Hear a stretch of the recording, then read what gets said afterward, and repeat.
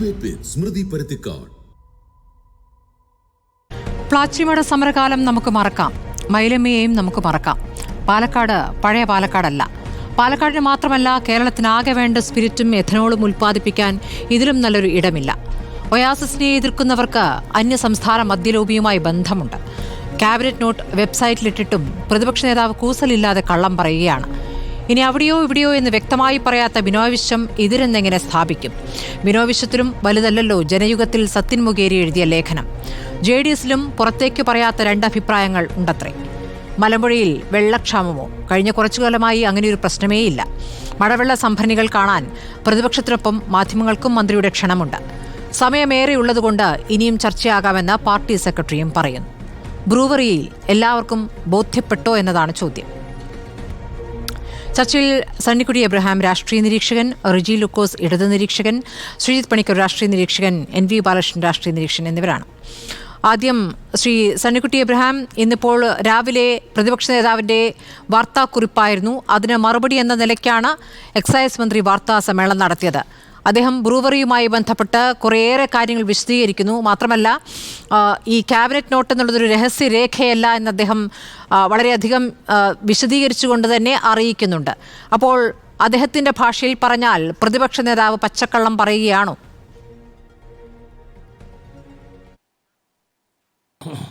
സ്മൃതി, reporter ചാനലിൻ്റെ ചർച്ചകളിൽ കോൺഗ്രസ് പങ്കെടുക്കുന്നില്ല എന്ന് കഴിഞ്ഞ ദിവസം വായിക്കുകയുണ്ടായി. പക്ഷേ CPM അവരാ ഒരു വിലക്കില്ലെന്നാണ് ഞാൻ മനസ്സിലാക്കുന്നത്. അവരുടെ ആളുകൾ വരുന്നത് അവർ നിരീക്ഷകരുമായി ചർച്ചയ്ക്കില്ലെന്നാണ് പാർട്ടിയുടെ ഉത്തരവാദിത്വമുള്ള അല്ല, ഈ വിഷയത്തിൽ അവർ നിരീക്ഷകരുമായി ചർച്ചയ്ക്കില്ലത്രേ. നിരീക്ഷകർ എന്ന് പറഞ്ഞാൽ എന്നെയും ഈ ശ്രീജിത്ത് പണിക്കരൊക്കെയാണ് ഉദ്ദേശിക്കുന്നത്. അതെ അതെ അതെ. ഞങ്ങൾ അത്ര മോശക്കാരാണോ? അല്ല, അങ്ങനെയല്ല. അപ്പുറത്ത് നിന്ന് പ്രതിനിധികൾ ഉണ്ടെങ്കിൽ മോശക്കാരല്ലേ? കോൺഗ്രസ് ഉണ്ടെങ്കിൽ മറുപടി പറയാം. സ്മൃതി, തുടക്കത്തിലെ ഞാനൊരു കാര്യം പറയാൻ ആഗ്രഹിക്കുന്നത്, കേരളത്തിലെ മദ്യ നിർമ്മാണശാലകൾ വരുന്നതിനോ അല്ലെങ്കിൽ സ്പിരിറ്റ് ഉൽപ്പാദിപ്പിക്കുന്ന ഫാക്ടറികൾ വരുന്നതിനോ എനിക്ക് യാതൊരു എതിർപ്പും ഇല്ലാത്ത ഒരാളാണ്. എന്തിനാണ് നമ്മൾ മദ്യത്തെ, അല്ലെങ്കിൽ ഇവിടെ ഏറ്റവും കൂടുതൽ മദ്യം ഉപഭോഗം ഉള്ള ഒരു സംസ്ഥാനമാണ് കേരളം. നമുക്കതിന്റെ കണക്കുകളൊക്കെ നമ്മുടെ മുമ്പിലുണ്ട്. ഏതാണ്ട് കേരളത്തിലെ പുരുഷന്മാരുടെ ഒരു നല്ല ശതമാനവും മദ്യപിക്കും എന്നാണ് നമുക്ക് മനസ്സിലാക്കാൻ സാധിക്കുക. അത്തരത്തിലൊരു സംസ്ഥാനത്ത് എന്തുകൊണ്ടാണ് ഒരു മദ്യ നിർമ്മാണശാല അല്ലെങ്കിൽ ഒരു ബോട്ടിലിംഗ് യൂണിറ്റ് അല്ലെങ്കിൽ ഒരു ബ്രൂവറി അത് സ്ഥാപിക്കുന്നതിന് എതിർക്കുന്നത് എന്ന് എനിക്ക് മനസ്സിലാകുന്നില്ല. അതൊരു ഒരു ഹിപ്പോക്രാറ്റിക് ആയിട്ടുള്ള ഒരു നിലപാട് കേരളത്തിന്റെ എല്ലാ കാര്യങ്ങളിലും നമ്മൾ മലയാളികൾ കാണിക്കുന്ന ഒരു ഹിപ്പോക്രസിയുടെ ഭാഗമാണ് എന്ന കാര്യത്തിൽ എനിക്ക് സംശയമില്ല. അതേസമയം മദ്യത്തിന്റെ വില നിരന്തരം എന്നോണം ഓരോ മാസം കഴിയുന്തോറും മാറ്റിക്കൊണ്ടിരിക്കുക. ഇപ്പൊ തന്നെ 10% വർധനവ് വരുത്തിയിരിക്കുക. സാധാരണ ജനങ്ങൾ വരെ ഉപയോഗിക്കുന്ന അവരുടെ ഒരു നിത്യോപയോഗ സാധനമാണിത്. അതിന്റെ വില വർദ്ധിപ്പിക്കുന്നു. പക്ഷെ ആരും അതിനെക്കുറിച്ച് മിണ്ടുന്ന പോലില്ല. കാരണം മദ്യവില വർദ്ധിപ്പിക്കുന്നതിന് ഇതാർക്കും സംസാരിക്കാൻ പാടില്ലല്ലോ. പക്ഷെ ഇവിടെ ഈ പാലക്കാട് ബ്രൂവറീസിന്റെ കാര്യത്തിൽ വന്നിരിക്കുന്ന 2-3 കാര്യങ്ങൾ ഇന്നിപ്പോ നമ്മുടെ ബഹുമാനപ്പെട്ട മന്ത്രി MP രാജേഷ്, അപ്പോ സതീശൻ എന്തോ ഒരു രഹസ്യ രേഖ വെളിപ്പെടുത്തി. അയ്യോ, അത് രഹസ്യരേഖയൊന്നുമല്ല, അത് വെബ്സൈറ്റിൽ ഉണ്ടായിരുന്നതാണ്, ആര് സെർച്ച് ചെയ്താലും കിട്ടും എന്നൊക്കെ പറഞ്ഞ് അതിനെ പരിഹസിച്ച് ഒഴിവാക്കാനാണ് ശ്രമിച്ചത്. പക്ഷെ അതല്ല പ്രശ്നം. അദ്ദേഹം ചൂണ്ടിക്കാണിച്ച ഒരു പ്രധാനപ്പെട്ട കാര്യം ക്യാബിനറ്റ് നോട്ടാണെന്ന്. ക്യാബിനറ്റ് നോട്ട് ഒരുപക്ഷെ വെബ്സൈറ്റിൽ ഉണ്ടാവും, അത് ഞാൻ പരിശോധിച്ചില്ല, ഉണ്ടെന്ന് തന്നെ വിശ്വസിക്കുന്നു. പക്ഷെ എന്താണ് അദ്ദേഹം പറഞ്ഞത്? ഈ ബ്രൂവറി ആരംഭിക്കുന്നത് സംബന്ധിച്ച് ഇതുമായിട്ട് ബന്ധപ്പെട്ട മറ്റൊരു വകുപ്പുകളുമായിട്ടും ചർച്ച നടത്തിയിട്ടില്ല എന്ന് ക്യാബിനറ്റ് നോട്ടിൽ പറഞ്ഞിരിക്കുന്നത് അദ്ദേഹം ജനങ്ങളുടെ മുമ്പിലേക്ക് കൊണ്ടുവരികയാണ് ചെയ്തത്. അത് തദ്ദേശഭരണ വകുപ്പ് അറിയേണ്ടതായിരുന്നു, അതുപോലെ തന്നെ ജലവിഭവ വകുപ്പ് അറിയേണ്ടതായിരുന്നു, അങ്ങനെ പല വകുപ്പുകൾ അറിയേണ്ടതായിരുന്നു, അല്ലെങ്കിൽ വ്യവസായ വകുപ്പുമായി സംസാരിക്കേണ്ടതായിരുന്നു. അതൊന്നും ഉണ്ടായില്ല എന്ന ഒരു കാര്യം ജനങ്ങളുടെ മുമ്പിൽ ബോധ്യപ്പെടുത്താൻ വേണ്ടിയാണ് അതിന്റെ ആ നോട്ട്. അത് രഹസ്യ ഒരു വിവരമാണെന്ന് അദ്ദേഹം അവകാശപ്പെട്ടിട്ടുണ്ടോ എന്ന് എനിക്കറിയില്ല. അതത്ര രഹസ്യ വിവരമൊന്നുമല്ല. ഇത് പിന്നെ വെബ്സൈറ്റിൽ വരുന്നില്ലെങ്കിൽ തീർച്ചയായിട്ടും അതൊരു രഹസ്യ രേഖയാണ്. ഇത് വെബ്സൈറ്റിൽ വന്ന സ്ഥിതിക്ക് അത് അങ്ങനെയല്ല. പക്ഷേ അത് എന്താണ് സതീശൻ പ്രതിപക്ഷ നേതാവ് മുന്നോട്ട് വെച്ചത്? അതുപോലെ തന്നെ ഈ സ്ഥാപനം ആരംഭിക്കുന്നത് സംബന്ധിച്ച് തുടക്കം മുതൽ മന്ത്രി പറയുന്ന ഒരു കാര്യമുണ്ട്. അതായത് ഇതിന് ടെൻഡറൊന്നും പിടിക്കേണ്ട കാര്യങ്ങളൊന്നുമില്ല. ഒരു വ്യവസായശാല തുടങ്ങുന്നതിന് താല്പര്യം പ്രകടിപ്പിച്ചുകൊണ്ട് ആരെങ്കിലും വരികയാണെങ്കിൽ അത് ടെൻഡർ വിളിക്കേണ്ട കാര്യമുണ്ടോ എന്നുള്ളതൊരു തർക്ക വിഷയമാണ്. വിളിക്കേണ്ട കാര്യമുണ്ടെന്ന് എനിക്ക് തോന്നുന്നില്ല. ഞാൻ ആ ഒരു വാദത്തോടാണ് യോജിച്ചിരിക്കുന്നത്. പക്ഷേ ഇവിടെ നമ്മുടെ നമ്മുടെ സംസ്ഥാനത്തിന്റെ ജലം ഉപയോഗിച്ച് നമ്മളവർക്ക് കൊടുക്കുക, അവിടെ അങ്ങനെ ഒരു ഫാക്ടറി സ്ഥാപിക്കുമ്പോൾ നമ്മുടെയും കൂടെ സൗജന്യങ്ങൾ ആനുകൂല്യങ്ങൾ സ്വീകരിച്ചുകൊണ്ട് ഒരു ഫാക്ടറി സ്ഥാപിക്കുമ്പോൾ ടെൻഡർ വേണ്ട, ഒരു എക്സ്പ്രഷൻ ഓഫ് ഇൻട്രസ്റ്റ് നമുക്ക് സർക്കാരിന് ക്ഷണിക്കാമായിരുന്നില്ലേ? ഇവിടെ ഇങ്ങനെ ഒരു സൗകര്യമുണ്ട്, ഇവിടെ നിങ്ങൾ ജലം തരാൻ തയ്യാറാണ്, ഇവിടെ ആർക്കെങ്കിലും ഇതുള്ളൊരു എത്തനോൾ ഫാക്ടറി അല്ലെങ്കിൽ ഒരു ബ്രൂവറി സ്ഥാപിക്കാൻ താല്പര്യമുണ്ടോ എന്ന് ചോദിച്ചുകൊണ്ട് ഒരു എക്സ്പ്രഷൻ ഓഫ് ഇൻട്രസ്റ്റ്, ഒരു താല്പര്യപത്രം എങ്കിലും ക്ഷണിച്ചിരുന്നു എങ്കിൽ നമുക്ക് ഈ സംശയങ്ങൾ വരത്തില്ലായിരുന്നു. ഇതൊന്നുമില്ലാതെ പഞ്ചാബിൽ നിന്ന് അവിടുത്തെ ഒരു അകാലിദളിന്റെ നേതാവാണ് ഈ ഡിസ്റ്റിലറിയുടെയോ അല്ലെങ്കിൽ ബ്രൂവറിയുടെയോ അല്ലെങ്കിൽ ഈ കമ്പനി ഒയാസിസ് എന്ന് പറയുന്ന കമ്പനിയുടെ ഉടമയെന്നാണ് പറയുന്നത്. അദ്ദേഹത്തെ പറ്റി വേറെ ആരോപണങ്ങളുണ്ട്. അതായത് കെജ്രിവാളുമായി ബന്ധപ്പെട്ട മദ്യനയ കേസിലെ പ്രതിയാണ്. അവിടെ ഭൂഗർഭജലം അത് മലിനപ്പെടുത്തിയതുമായി ബന്ധപ്പെട്ട ഒരു കേസിൽ അദ്ദേഹം പ്രതിയാണെന്നൊക്കെ പറഞ്ഞിട്ടുണ്ട്. അതൊന്നും എനിക്ക് അറിഞ്ഞുകൂടാ, അതെന്റെ വിഷയവുമല്ല. അപ്പൊ ഇങ്ങനെ ഒരു എക്സ്പ്രഷൻ ഓഫ് ഇൻട്രസ്റ്റ് സ്വീകരിച്ചിരുന്നുവെങ്കിൽ അല്ലെങ്കിൽ ക്ഷണിച്ചിരുന്നുവെങ്കിൽ കൂടുതൽ ആളുകൾക്ക് ഇതൊരു സൗകര്യമാണ്. കേരളം 1999 സ്മൃതി ഓർക്കണം, 99 നായനാരുടെ കാലത്ത് ഇവിടെ മദ്യനിർമ്മാണശാലകൾ വേണ്ടാന്ന് തീരുമാനിച്ചതാ.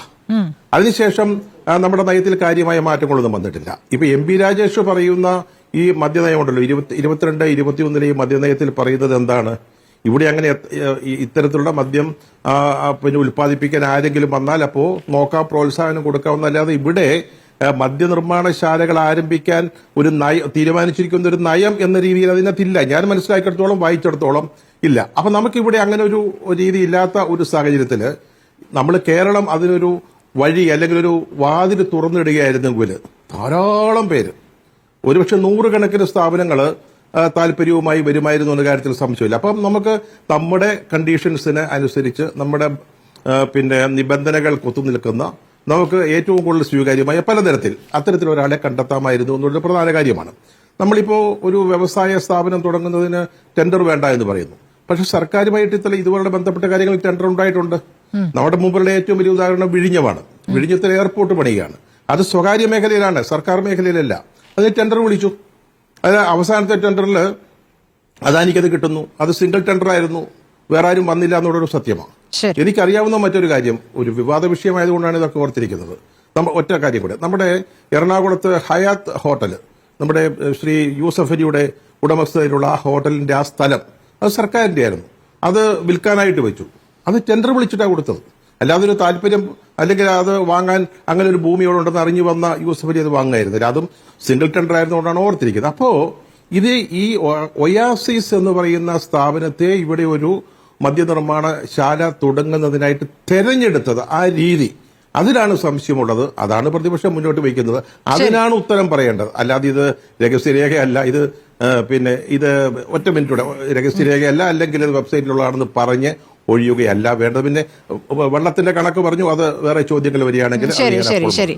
ശ്രീ റെജി ലൂക്കോസ്, രഹസ്യരേഖയല്ല എന്ന് പറയുമ്പോൾ കാതലായ ചോദ്യങ്ങൾക്ക് മറുപടിയില്ല. അതായത് മന്ത്രിയുടെ വാർത്താ സമ്മേളനത്തിന് ശേഷം വീണ്ടും പ്രതിപക്ഷ നേതാവ് വാർത്താക്കുറിപ്പ് ഇറക്കിയതാണ് കാതലായ ചോദ്യങ്ങൾക്ക് മറുപടിയില്ല എന്ന്.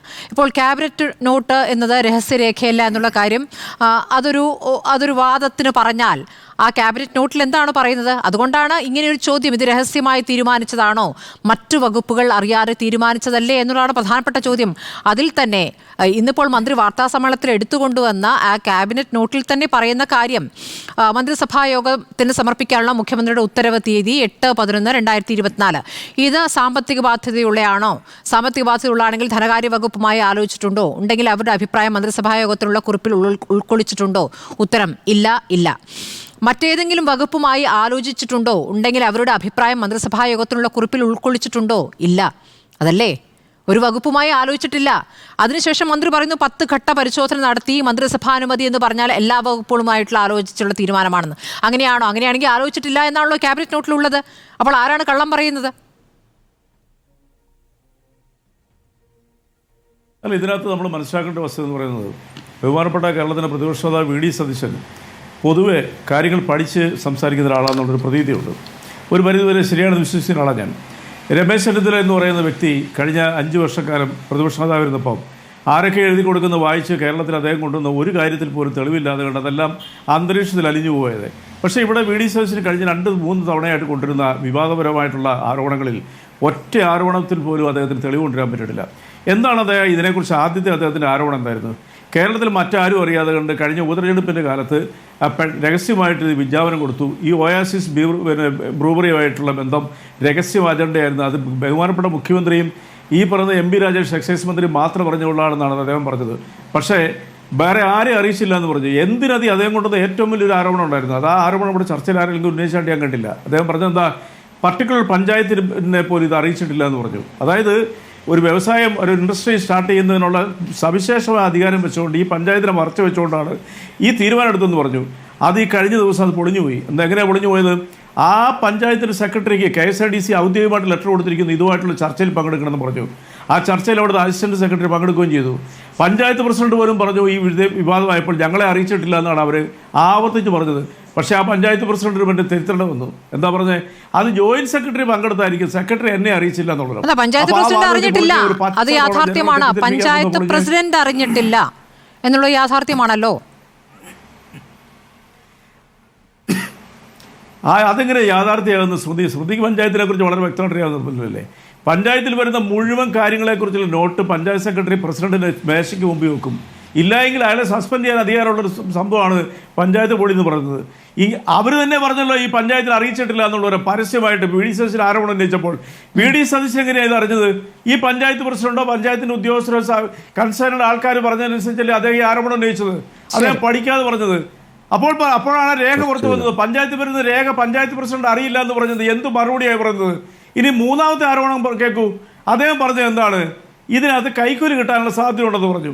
അതുപോലെ തന്നെ ഈ പറയുന്ന ഒയാസിസ് ബ്രൂവറി എന്ന് പറയുന്നത് ബ്ലാക്ക് ലിസ്റ്റ് പെട്ടതാണ്, കേജ്രിവാളുമായിട്ടുള്ള ബന്ധത്തിലൊക്കെ അതാണ് ഇതാണെന്നൊക്കെ പറഞ്ഞു. നോക്കുമ്പോൾ എന്താണ് കേന്ദ്ര സർക്കാരിന്റെ ലിസ്റ്റ് ചെയ്തിരിക്കുന്നതിന്റെ നമ്പർ 1 മദ്യ ഉൽപാദനശാല ഈ പറയുന്ന ബ്രൂവറിയാണ്. മൂന്നാമത്താണ് ഏറ്റവും ഭീകരമായിട്ടുള്ള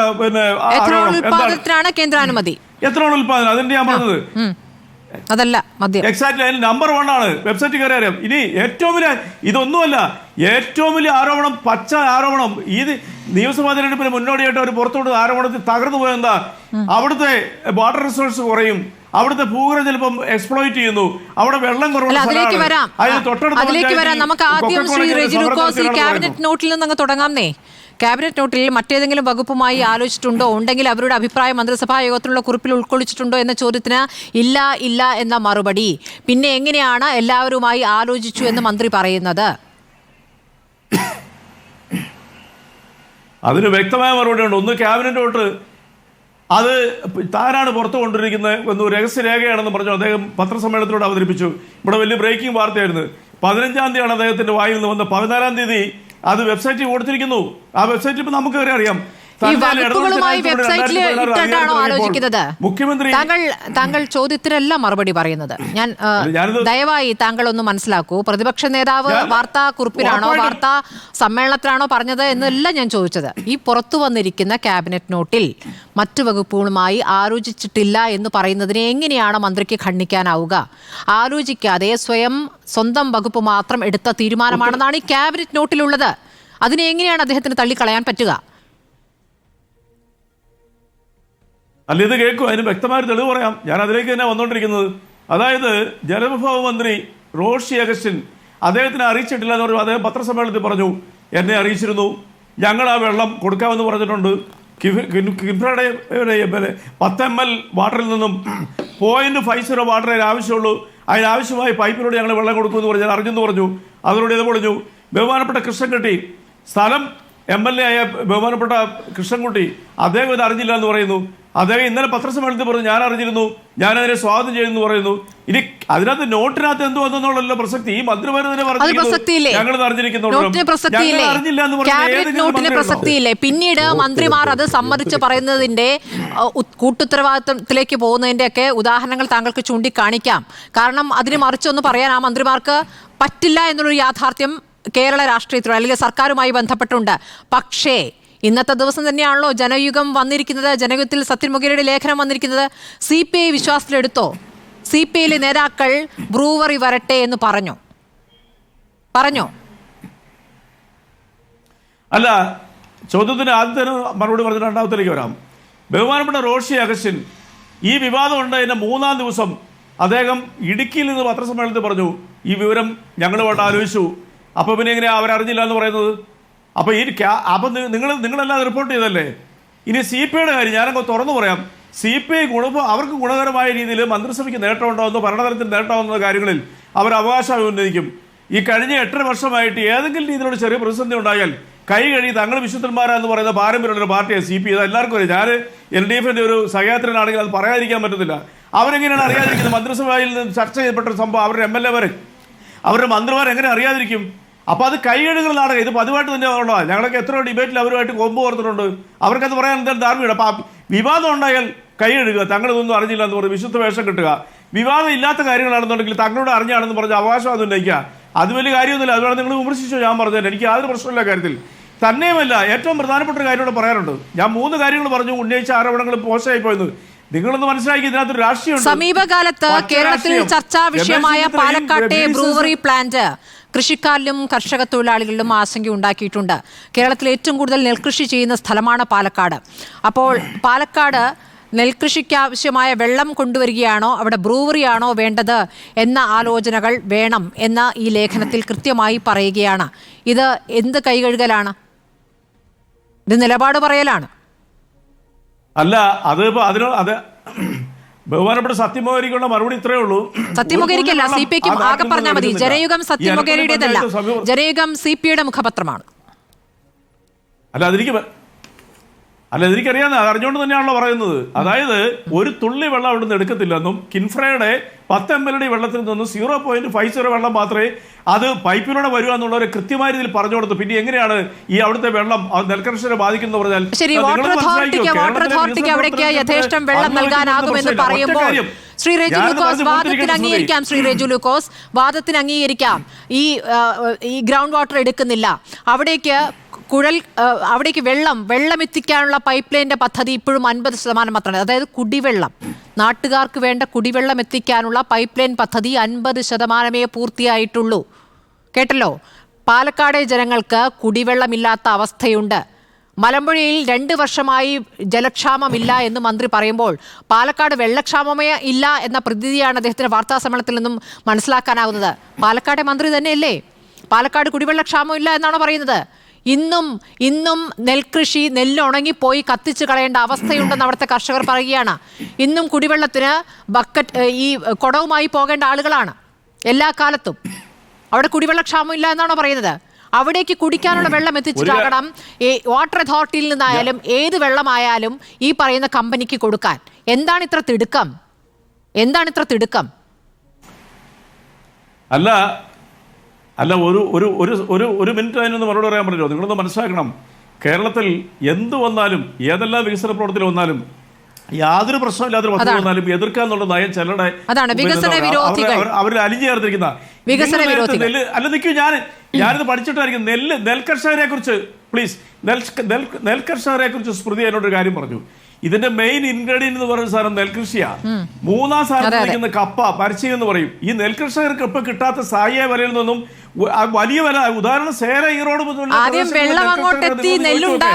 അവിടെ കാർഷിക അവിടുത്തെ എന്നിട്ടല്ല അതിനുള്ള വേസ്റ്റ് എടുത്തിട്ട് അവിടെ നിങ്ങൾ നോക്കൂ. അല്ല, ഞാൻ പറഞ്ഞല്ലോ, കുടിവെള്ള സ്രോതസ്സിലുള്ള വെള്ളത്തിൽ നിന്നും ഒരു തുള്ളി വെള്ളം പോലും അവിടെ എടുക്കുന്നില്ല. 10 കോടി ലിറ്റർ വെള്ളം ഓരോ ദിവസവും. നിൽക്കും. അവർക്ക് ഭാരം സോഴ്സ് കാണും. എന്തെല്ലാം സോഴ്സുകൾ കേരളത്തിലുണ്ട്? സിമ്പിൾ ചോദ്യമാണ് ശ്രീ റെജി ലൂക്കോസ്. കുടിവെള്ളം എത്തിക്കാനുള്ള സംവിധാനം 50% പൂർത്തിയായിട്ടുള്ളൂ.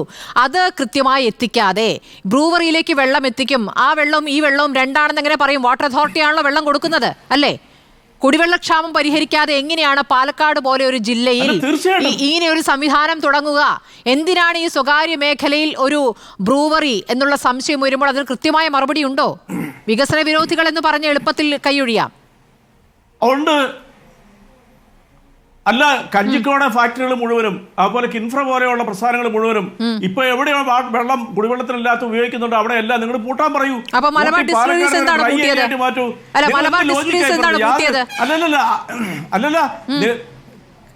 അല്ല, കേരളത്തിനെ മൊത്തം പൂട്ടിയിട്ട് കേരളത്തിലൊരു ഡ്രൈ കാലാവസ്ഥ മലയാളി നാടുകൊണ്ടാണല്ലോ നിങ്ങളുടെ അജണ്ട എന്ന് പറയുന്നത്. ഇതൊക്കെ പറഞ്ഞ യുക്തിഭദ്രമായ എന്ത് മറുപടിയാണ് നിങ്ങൾക്ക് പറയാനുള്ളത്? ഞാനിവിടെ 3 ആരോപണങ്ങൾ കൊണ്ടുവന്നത് കൃത്യമായ മറുപടി പറഞ്ഞു. നിങ്ങൾക്ക് ആർക്കും ഒരു മറുപടി ഇല്ല. ഒരു കാര്യം നിങ്ങൾ ശ്രദ്ധിക്കുക, കേരളം ഇനി പോർക്കത്തിന് ഇവരോട് ഒരു സംശയമില്ല കാര്യത്തിൽ. കേരളം ഈ പറയുന്നത് ഞാൻ ആ തുടക്കത്തിലേ പറഞ്ഞില്ല, ഞാൻ വളരെ ബഹുമാനിക്കുന്ന ഒരു പ്രതിപക്ഷ നേതാവാണ് വി.ഡി. സതീശൻ. അദ്ദേഹം അത്യാവശ്യം കാര്യങ്ങൾ പഠിക്കുന്നത്. രമേശ് ചെന്നിത്തല വാക്കും കേട്ടോണ്ട് ഇതേ ഇറങ്ങി തിരിച്ചതിന്റെ താളം കെട്ടില്ല. ഇപ്പൊ 3 അദ്ദേഹം കൊണ്ടത് 4 ആരോപണങ്ങൾ പൊളിഞ്ഞു പോയിരിക്കുന്നു. 4 ആരോപണങ്ങൾ. ഇനി പ്രധാനപ്പെട്ട ആരോപണം ഞാൻ പറയാം. എന്താണ് ഇതിന്റെ ലക്ഷ്യം എന്നുള്ളവരും വേണമെങ്കിൽ തെളിവ് സഹിതം പറയാം.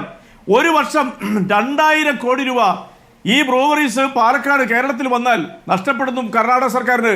ഇവിടുന്ന് ഉത്പാദിപ്പിക്കുന്ന മദ്യവും ബീറും ഇത് നിർമ്മിച്ചിട്ട് പ്രതികാരം തീർക്കണം. ശ്രീ റെജി ലൂക്കോസ്, എന്താ പറ്റാത്തത്? തോൽപ്പിച്ചു കളയണ്ടേ നമ്മുടെ സംവിധാനത്തിൽ മദ്യം നിർമ്മിച്ച്? അല്ല, അത് പൂട്ടിക്കളയാനുള്ള വാദഗതികളുമായിട്ട് നിങ്ങൾ വന്നോളൂ. അല്ലല്ല, അങ്ങനെ പറയല്ലേ. വാദഗതിക്ക് മുന്നേ പൂട്ടി എങ്ങനെ പറയും? മലബാർ ഡിസ്റ്റിലറീസ് എപ്പോ പൂട്ടിയിരിക്കുന്നു?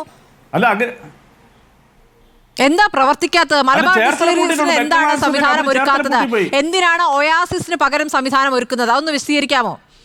മലബാർ ഡിസ്റ്റിലറീസിന് ഇല്ലാത്ത എന്ത് സംവിധാനമാണ് ഒയാസിസിനുള്ളത്?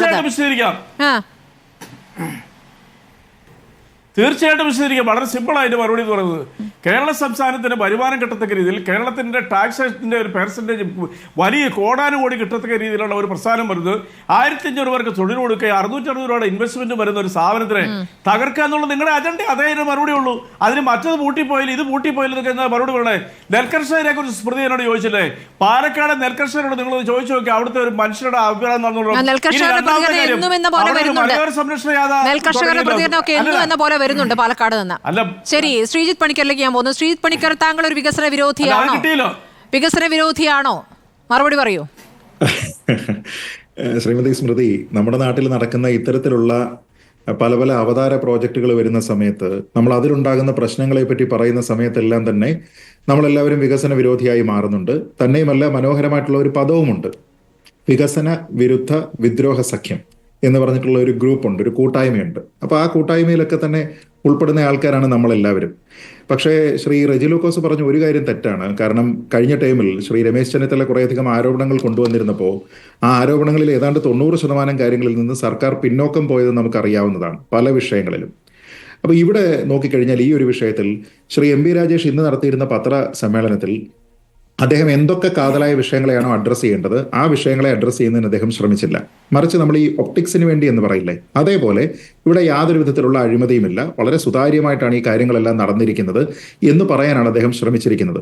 ഇപ്പോൾ ഇതിൽ ഏറ്റവും പ്രസക്തമായിട്ടുള്ള 2 കാര്യങ്ങൾ, ഒന്ന് ഭരണപരമായിട്ടുള്ള കാര്യം, മറ്റൊന്ന് ജനങ്ങളെ മൊത്തത്തിൽ ബാധിക്കുന്ന കാര്യം. അതെന്തൊക്കെയാണെന്ന് ചോദിച്ചാൽ, ഒന്നാമത്തേത് മറ്റു വകുപ്പുകളുമായി കൃത്യമായ കൂടിയാലോചനകൾ നടന്നിട്ടില്ല എന്നത് തന്നെയാണ്. പക്ഷെ അത് ഇതിനോടകം തന്നെ ഈ ചർച്ചയിൽ കാര്യമായി അതിനെപ്പറ്റി പ്രതിപാദിച്ചതുകൊണ്ട് അതിനെക്കുറിച്ച് കൂടുതലായിട്ട് ഞാൻ സംസാരിക്കുന്നില്ല.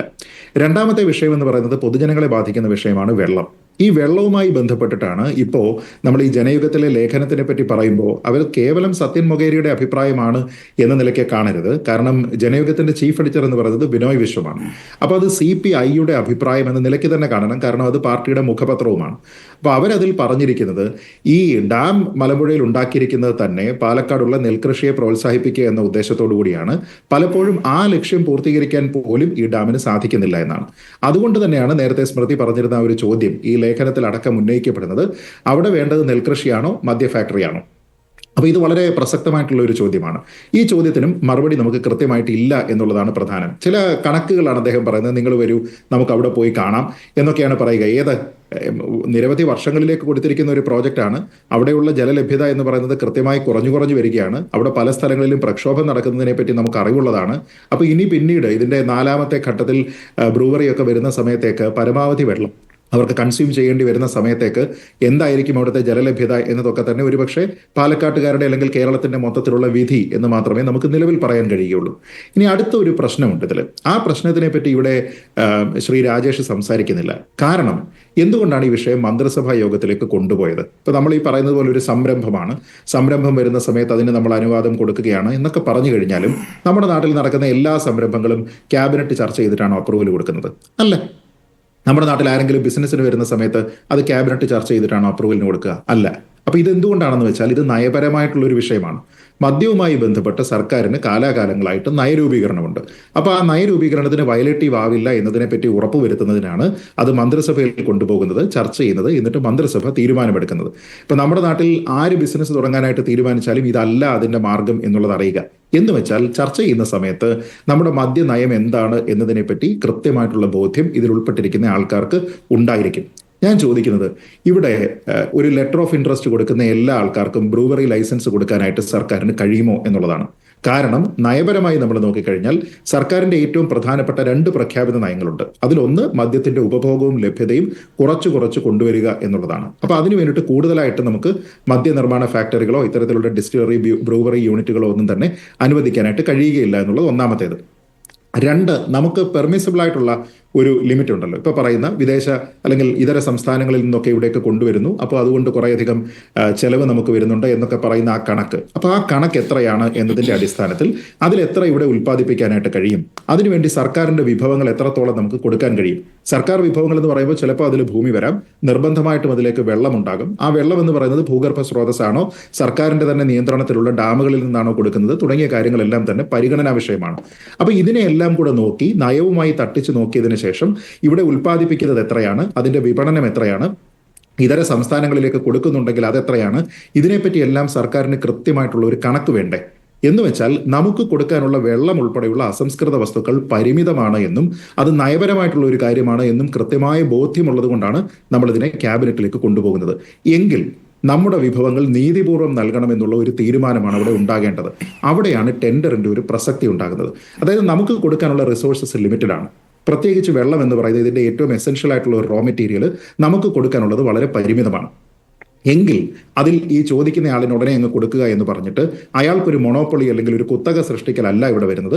നമ്മുടെ പരിമിതമായ വിഭവത്തിലേക്ക് അവകാശം ഉന്നയിക്കാനുള്ള സ്വാതന്ത്ര്യം തുല്യമായ രീതിയിൽ ഒരു ലെവൽ പ്ലേയിങ് ഫീൽഡ് ഇവിടെയുള്ള എല്ലാ മദ്യനിർമ്മാതാക്കൾക്കും കൊടുക്കുക. അതിൽ ഏറ്റവും ബെസ്റ്റ് ഡീൽ എന്താണോ അത് സർക്കാർ സ്വീകരിക്കുക എന്നതാണ് ചെയ്യേണ്ടത്.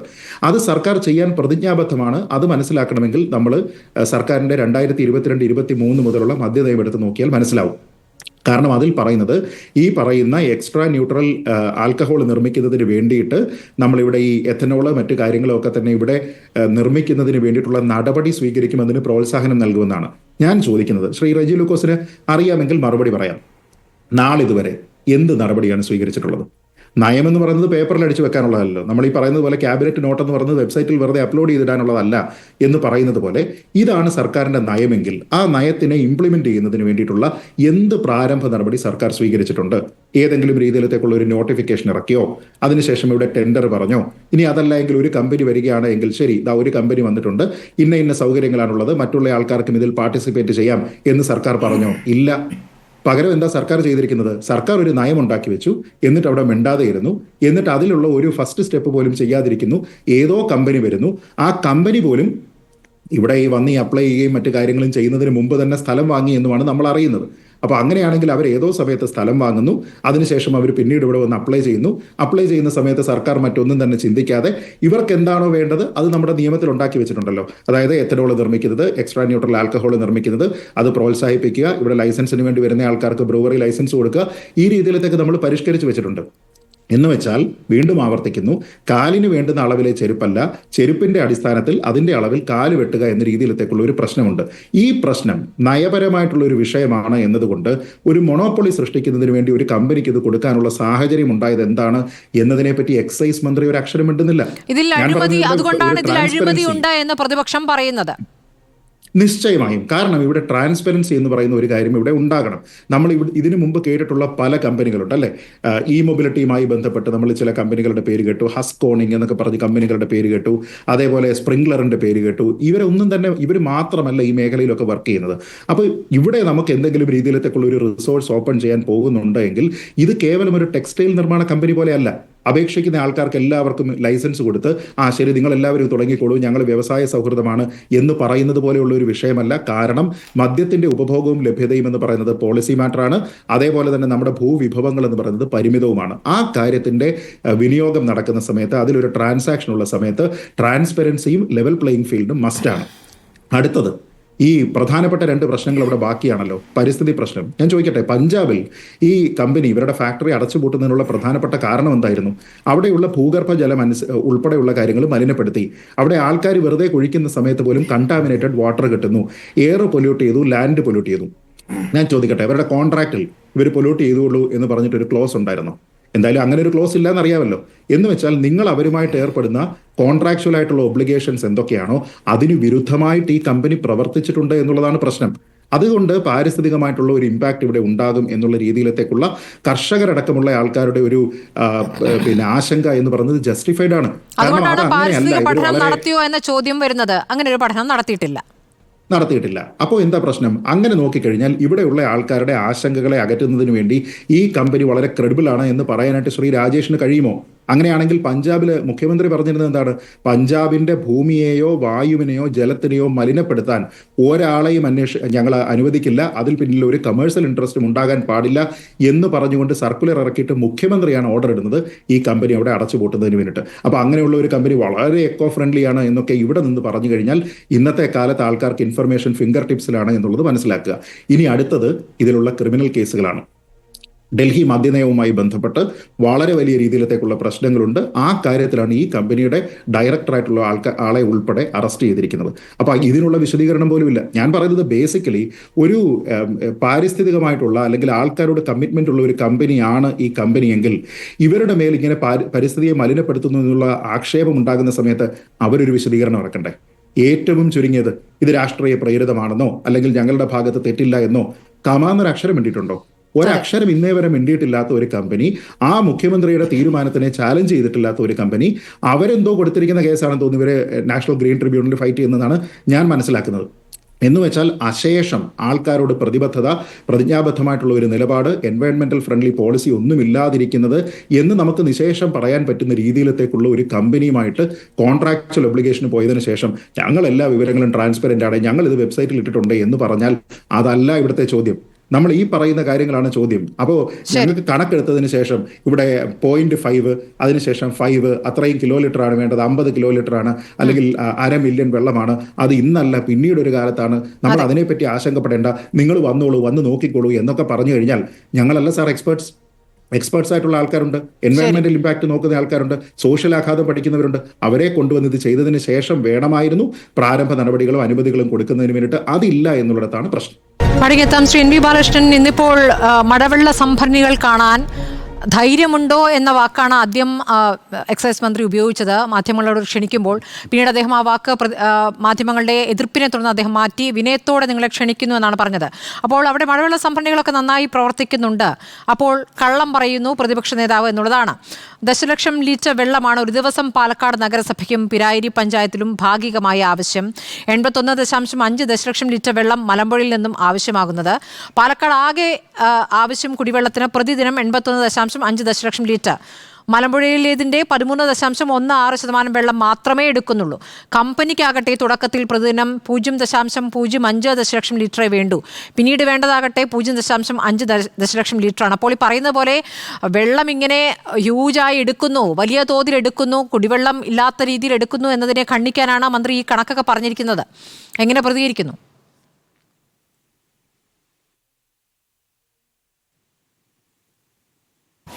സ്മൃതി, അദ്ദേഹത്തിൻ്റെ ഈ പ്രസ്താവന ഞാൻ വായിച്ചു, അതുപോലെ തന്നെ ക്യാബിനറ്റിൻ്റെ നോട്ട് വായിച്ചു, നേരത്തെ അദ്ദേഹം ഇതിനു വേണ്ടി ഇറക്കിയിട്ടുള്ള ഉത്തരവ് വായിച്ചു. എനിക്ക് മനസ്സിലാവാത്തൊരു പ്രശ്നം, ഒരു കമ്മ്യൂണിസ്റ്റ് മന്ത്രിസഭയാണ് കേരളത്തിലുള്ളത് എന്നാണല്ലോ പറയുന്നത്. ആ കമ്മ്യൂണിസ്റ്റ് മന്ത്രിസഭ ആ ഒരു മന്ത്രിസഭയുടെ ഏറ്റവും പ്രധാനപ്പെട്ട ക്വാളിറ്റി ആയിരിക്കേണ്ടത് അത് ജനങ്ങളോട് ഉത്തരവാദിത്വമുള്ളവരായിരിക്കണം, സുതാര്യമായിരിക്കണം. ഈ രണ്ട് കാര്യങ്ങളാണ് ഏറ്റവും പ്രധാനം. നേരത്തെ വിശദീകരിച്ചാണ് ഈ കാര്യങ്ങളൊക്കെ. നമ്മൾ ജീവിക്കുന്ന കാലം ഏതാണ്? MP രാജേഷിന് അറിയാത്ത എന്തെങ്കിലും കാര്യമാണോ ഇത്? നമ്മൾ ലോസ് ആഞ്ചൽസിലെ വലിയ അഗ്നിബാധയെ തുടർന്ന് ഒരു വലിയ ലോകത്തിൻ്റെ ചരിത്രത്തിലില്ലാത്ത രൂപത്തിലുള്ള പാരിസ്ഥിതിക പ്രത്യാഘാതങ്ങൾ ഉണ്ടാവുന്നത് കണ്ടുകൊണ്ടിരിക്കുകയാണ്. ഈ സംസ്ഥാനത്ത് ഈ ചൂട് കൂടിക്കൊണ്ടിരിക്കുന്നതിനെ കുറിച്ചുള്ള മുന്നറിയിപ്പ് വന്നുകൊണ്ടിരിക്കുകയാണ്. പാലക്കാട് എന്ന് പറയുന്നത് ഒരു മഴനിഴൽ പ്രദേശമാണ് എന്ന് അറിയാത്ത ഒരാളല്ലല്ലോ MP രാജേഷ്. ഇപ്പോൾ ഒരുപക്ഷെ എനിക്കതിനെക്കുറിച്ച് വേണ്ടത്ര ധാരണയില്ലെങ്കിലും മനസ്സിലാക്കാം. പക്ഷേ MP രാജേഷ് പാലക്കാട്ടുകാരനാണ്. ആ പാലക്കാട്ടുകാരനായിട്ടുള്ള MP രാജേഷിന് പാലക്കാടിൻ്റെ ഭൂമിശാസ്ത്രവും കാര്യങ്ങളൊക്കെ അറിയാം.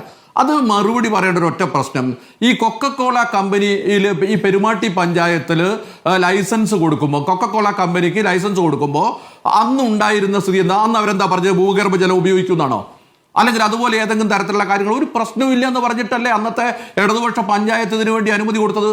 പിന്നീട് MP രാജേഷ് ഇന്നല്ല, അദ്ദേഹം നേരത്തെ യുവജന സംഘടനാ പ്രവർത്തകനായിരുന്ന കാലത്ത് ഈ കേരളത്തിന് വലിയ സമ്മർദ്ദം ഉയർന്നു വന്നപ്പോൾ അദ്ദേഹത്തിന് സമരത്തിലേക്ക് വരേണ്ടി വന്നല്ലോ. അദ്ദേഹത്തിന് സമരത്തിലേക്ക് വരേണ്ടി വന്നു എന്നുള്ളത് ഒരു യാഥാർത്ഥ്യമാണല്ലോ. നമ്മുടെ നാട്ടിൽ നമുക്കറിയാവുന്ന ഒരു കാര്യം, നേരത്തെ വിശദീകരിച്ചാണ് ഈ കാര്യങ്ങൾ എന്നുള്ളതുകൊണ്ടാണ് ഞാൻ അതിൻ്റെ മറ്റു കാര്യങ്ങളിലേക്ക് പോകാത്തത്. ആളുകൾക്ക്, നമ്മുടെ നാട്ടിലെ ആളുകൾക്കൊക്കെ അറിയാം ഇതൊന്നും സുതാര്യമായി ചെയ്യുന്നതിന് എന്താണ് പ്രശ്നം.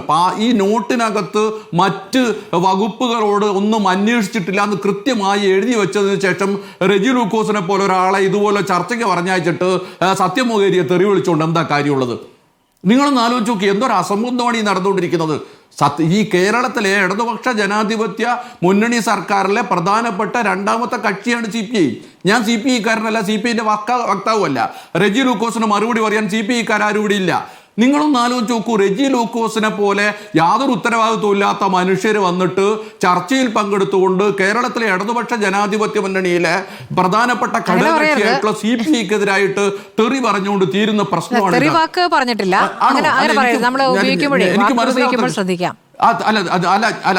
സോറി ഞാൻ പിൻവലിക്കുന്നു. തെറിയല്ല, അതും അധിക്ഷേപിക്കുകയാണ് വളരെ മോശമായി. CPIയെ അധിക്ഷേപിച്ചുകൊണ്ടിരിക്കുന്ന ഒരു പ്രസ്താവന ഇടതുപക്ഷ ജനാധിപത്യ മുന്നണിക്ക് വേണ്ടി സംസാരിക്കുന്നു എന്ന് പറയുന്ന ഒരാൾ പറയുന്നത് ശരിയാണോ? ആ പറഞ്ഞതിന്റെ മലയാളം എന്താണ്? CPI പോലെ ഒരു രാഷ്ട്രീയ കക്ഷി ഇടതുപക്ഷ ജനാധിപത്യ മുന്നണിയിൽ പറ്റാത്തതാണെങ്കിൽ ഇടതുപക്ഷ ജനാധിപത്യ മുന്നണിയുടെ നേതൃത്വത്തെ കൊണ്ട് തീരുമാനമെടുപ്പിച്ച് അവരെ മുന്നണിയിൽ നിന്ന് മാറ്റി നിർത്തണം. ഇടതുപക്ഷ ജനാധിപത്യ മുന്നണിക്ക് ഒരു പോളിസിയും ഒരു പരിപാടിയും ഉണ്ടല്ലോ. ആ പരിപാടി നടപ്പിലാക്കാൻ പറ്റുന്നവരാണല്ലോ, അവരുടെ രാഷ്ട്രീയമാണല്ലോ ഇടതുപക്ഷ ജനാധിപത്യ മുന്നണിക്കകത്ത് നടപ്പിലാവേണ്ടത്. അങ്ങനെ നടപ്പിലാക്കുന്നല്ല ഇവർ എന്ന് പറഞ്ഞുകൊണ്ട് റെജി ലൂക്കോസിനെ പോലെ ഒരാൾ വന്ന് ഇതുപോലൊരു വേദിയെ പറയും. ഇതൊരു പബ്ലിക് സ്പേസ് അല്ലേ? ആ പബ്ലിക് സ്പേസിൽ നമ്മൾ സംസാരിക്കുമ്പോൾ കൂടുതൽ ആലോചിച്ച് നോക്കണ്ടേ? അതുണ്ടാക്കുന്ന പ്രത്യാഘാതങ്ങൾ നാളെ എന്തായിരിക്കും? ഉത്തരവാദിത്തപ്പെട്ടവർ അതിന് എന്തൊക്കെ മറുപടി പറയേണ്ടി വരും?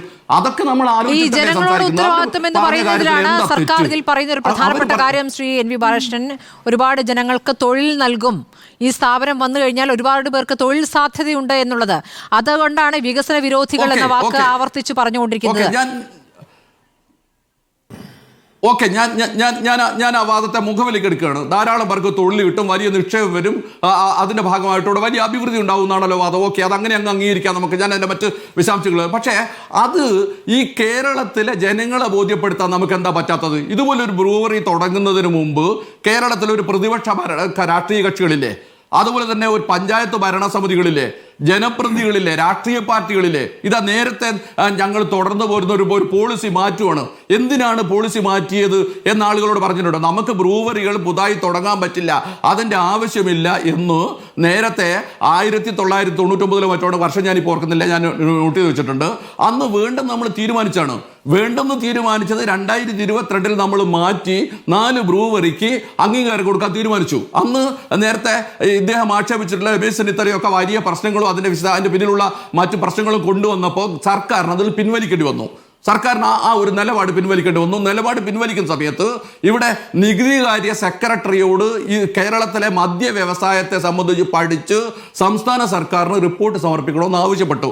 അദ്ദേഹം അതിനെക്കുറിച്ച് പഠിച്ചു റിപ്പോർട്ട് സർക്കാരിന് സമർപ്പിച്ചിട്ടുണ്ട്. എന്തുകൊണ്ടാണ് റെജി ലൂക്കോസ് ആ റിപ്പോർട്ട് ജനങ്ങളുടെ മുമ്പിൽ വെക്കാത്തത്? ജനങ്ങൾ ഇതൊക്കെ കണ്ടാൽ എന്താ കുഴപ്പം?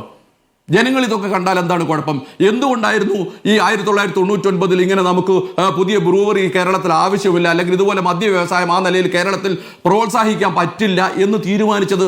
ആ തീരുമാനം ഒരു ഒരു ഒരു ഒരു ഒരു ഇതുപോലെ തന്നെ ഒരു മന്ത്രിസഭ ചർച്ച ചെയ്തെടുത്തൊരു തീരുമാനമല്ലേ? ആ ചർച്ച ചെയ്തെടുത്തൊരു തീരുമാനം മാറ്റുമ്പോൾ അത് സംബന്ധിച്ച ചർച്ചകൾ എവിടെയെങ്കിലും തലത്തിൽ നടക്കട്ടെ. എം പി രാജേഷും പിണറായി വിജയനും മാത്രം ചർച്ച ചെയ്ത് ഒരു ക്യാബിനറ്റ് നോട്ടാക്കി കൊണ്ടുവന്ന് വരേണ്ട ഒരു കാര്യമാണ്. ഇതൊരു നയത്തിന്റെ പ്രശ്നമല്ലേ ഇത്? ഞാൻ നേരത്തെ ചോദിച്ച പോലെ 2022 ഇതങ്ങ് മാറ്റി വെച്ച് ഇത് പറ്റില്ലെന്ന് പറഞ്ഞ് നേരത്തെ അദ്ദേഹം ആക്ഷേപിച്ച രമേശ് ചെന്നിത്തല പിൻവലിപ്പിക്കുന്ന ഒരു അവസ്ഥ വന്നപ്പോൾ അന്ന് ചുമതലപ്പെടുത്തിയ ഒരു കമ്മീഷനുണ്ട്. അവരുടെ റിപ്പോർട്ട് നമ്മുടെ മുമ്പിലുണ്ടോ? ഈ പറയുന്ന പഞ്ചായത്തിൽ എലപ്പുള്ളി പഞ്ചായത്തിന് ഒരു ഭരണസമിതിയുണ്ട്. അവർ നമ്മളെ പോലെ തന്നെ തെരഞ്ഞെടുക്കപ്പെട്ടവരാണ്. എം പി രാജേഷും പിണറായി വിജയനും എങ്ങനെയാണോ നമ്മുടെ ഭരണസാരിത്യത്തിലേക്ക് വന്നത്, അതുപോലെ തന്നെയാണ് അവർ എലപ്പുള്ളി പഞ്ചായത്തിന്റെ ഭരണസാരിത്യത്തിലേക്ക് വന്നത്.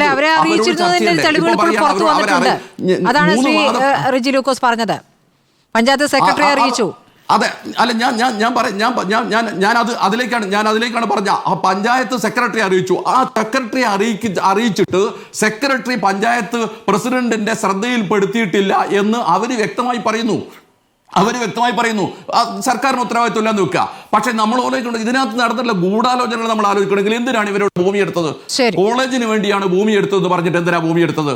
അപ്പൊ ഇതിന്റെ പിന്നിലൊക്കെ ഒരുപാട് ദുരൂഹതകൾ സംഭവിക്കുന്നുണ്ട് എന്നതൊരു വസ്തുത തന്നെയല്ലേ? നമ്മളിതൊക്കെ ഒരു കമ്മ്യൂണിസ്റ്റ്, ഇത്രയാണ് എൻ്റെ വാദം. പ്രധാനമായി ഇതാണ്, കേരളത്തിലെ ഒരു ഇടതുപക്ഷ ജനാധിപത്യ മുന്നണി സർക്കാരിന്റെ ഭരണമാണെങ്കിൽ ആ ഭരണത്തിലെ ഓരോ കാര്യം ജനങ്ങൾക്ക് വേണ്ടാത്ത നമുക്ക് വേണ്ടെന്നേ നമ്മളെന്തിനാ വാശി പിടിക്കുന്നത്? ജനങ്ങൾക്ക് താല്പര്യമില്ലാത്താണെങ്കിൽ വേണ്ടെന്ന് വെച്ചാൽ പോരെ. ജനങ്ങൾക്ക് താല്പര്യമില്ലാത്തതാണോ അതിങ്ങനെ സ്വഗോപ്യമായി വെച്ച് ആരും അറിയാതെ ഒരു നയവും പുറത്തു വെക്കാതെ നേരത്തെയുള്ള റിപ്പോർട്ടുകളൊന്നും പുറത്തു വെക്കാതെ ഇങ്ങനെ തിരികെ കയറ്റി ഉള്ളിലേക്ക് കൊണ്ടുവരാൻ ശ്രമിക്കുമ്പോൾ അതിന്റെ പിന്നിൽ എന്തെല്ലോ ഗൂഢാലോചനകളുണ്ടെന്ന് ജനങ്ങൾക്ക് വേണ്ട എന്ന് പ്രതിപക്ഷം മാത്രം പറയുന്നു എന്നുള്ളതാണ് സർക്കാർ പറയുന്ന പ്രധാനപ്പെട്ട വാദം.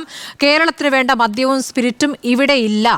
കോടിക്കണക്കിന് സ്പിരിറ്റ് ഇതര സംസ്ഥാനങ്ങളിൽ നിന്ന് കൊണ്ടുവരുന്നു എന്ന് പറയുമ്പോൾ കോടിക്കണക്കിന് ഇതര സംസ്ഥാനങ്ങളിൽ നിന്ന് കൊണ്ടുവരുന്നു. ശരി, കോടിക്കണക്കിന് സ്പിരിറ്റ് ഇതര സംസ്ഥാനങ്ങളിൽ നിന്ന് കൊണ്ടുവരുന്നു എന്ന് പറയുമ്പോൾ ഇതര സംസ്ഥാനങ്ങൾക്ക് വേണ്ടി പ്രവർത്തിക്കുന്ന ലോബി, ആ ലോബിയുടെ ഭാഗമായി നിൽക്കുന്നതാണോ പ്രതിപക്ഷത്തെ പ്രധാനപ്പെട്ട നേതാക്കൾ, മുൻ പ്രതിപക്ഷ നേതാവ് എന്ന സംശയം കൂടിയാണ് ഇന്ന് എക്സൈസ് മന്ത്രി ഉന്നയിച്ചിരിക്കുന്നത്. ശ്രീ സണ്ണിക്കുട്ടി അബ്രഹാം, ഈ അന്യസംസ്ഥാന ലോബിക്ക് വേണ്ടി പ്രവർത്തിക്കുകയും പ്രതികരിക്കുകയും ചെയ്യാണ് മുൻ പ്രതിപക്ഷ നേതാവ് എന്നുള്ള കാര്യമാണ് ഇന്ന് എക്സൈസ് മന്ത്രി പറഞ്ഞത്.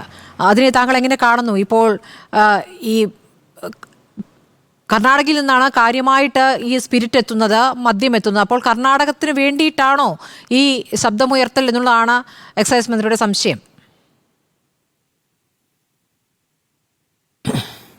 സ്മൃതി, CPM-ന്റെ പാലക്കാട് ജില്ലാ സമ്മേളനം, പാലക്കാട് ശ്രദ്ധിക്കണം, ആ ജില്ലാ സമ്മേളനം ഉദ്ഘാടനം ചെയ്തുകൊണ്ട് ശ്രീ MV ഗോവിന്ദൻ എന്താ പറഞ്ഞത്? ആരെതിർത്താലും ഈ ബ്രൂവറി പദ്ധതിയുമായിട്ട് 600 കോടി രൂപയുടേതാണ്, നേരിട്ട് 650 പേർക്ക് ജോലി കൊടുക്കും, 2500 പേർക്ക് പരോക്ഷമായിട്ട് ജോലി കിട്ടും, ആ ഒരു പദ്ധതിയുമായിട്ട് ആരൊക്കെ എതിർത്താലും ശരി ഞങ്ങൾ മുന്നോട്ട് പോകും എന്നാ പറഞ്ഞത്. ഇന്നിപ്പോൾ നമ്മൾ ഇതിനകത്ത് കാണുന്നത് എന്താ? റിപ്പോർട്ടർ TV-യിൽ എന്താ നിങ്ങൾ എഴുതി കാണിക്കുന്നത്? എല്ലാവരെയും വിശ്വാസത്തിലെടുത്തുകൊണ്ട് മാത്രമേ പദ്ധതിയുമായിട്ട് മുന്നോട്ട് പോവുകയുള്ളൂ. അതുപോലെ പ്രതിപക്ഷത്തെയും ഭരണപക്ഷത്തെ ചില പാർട്ടിക്കാരെയും അവരെയും കാര്യങ്ങൾ ബോധിപ്പിക്കും. എന്താണ് ഇത്ര പെട്ടെന്ന് ഇങ്ങനെയൊരു മാറ്റം വരാനായിട്ട് കാരണമായത്? ഇവിടെ CPM നേതൃത്വമുള്ള സർക്കാരിനെ ന്യായീകരിച്ചുകൊണ്ട് പല കാര്യങ്ങളും പറഞ്ഞത് കേട്ടു. അപ്പൊ ഇവിടെ ഈ ഒരു ക്യാബിനറ്റിനോട് രഹസ്യമാണോ അല്ലയോ എന്നുള്ളതല്ലല്ലോ പ്രശ്നം. സ്മൃതി ചോദ്യങ്ങളിലൂടെ പറഞ്ഞതുപോലെ തന്നെ അതിൽ പറഞ്ഞിരിക്കുന്ന കാര്യങ്ങൾ ശരിയാണോ? മറ്റു വകുപ്പുകൾ ഇത് അറിഞ്ഞിട്ടുണ്ടോ? അത്തരത്തിലുള്ള ചോദ്യങ്ങൾ പ്രതിപക്ഷ നേതാവ് ഉന്നയിക്കുമ്പോൾ അതിന് മറുപടിയാണ് ഉണ്ടാവേണ്ടത്. അതുപോലെ തന്നെ സ്മൃതി തന്നെ പറഞ്ഞൊരു കാര്യം എനിക്ക് ആവർത്തിക്കേണ്ടിയിരിക്കുന്നു. കേരളത്തിലെ ഏറ്റവും വില കുറഞ്ഞ മദ്യങ്ങളിലൊന്ന് ജവാൻ, നല്ല മദ്യമാണെന്നാണ് എല്ലാവരും പറയുന്നത്. ആളുകൾക്ക് ധാരാളം ഡിമാൻഡുള്ളതാണ്.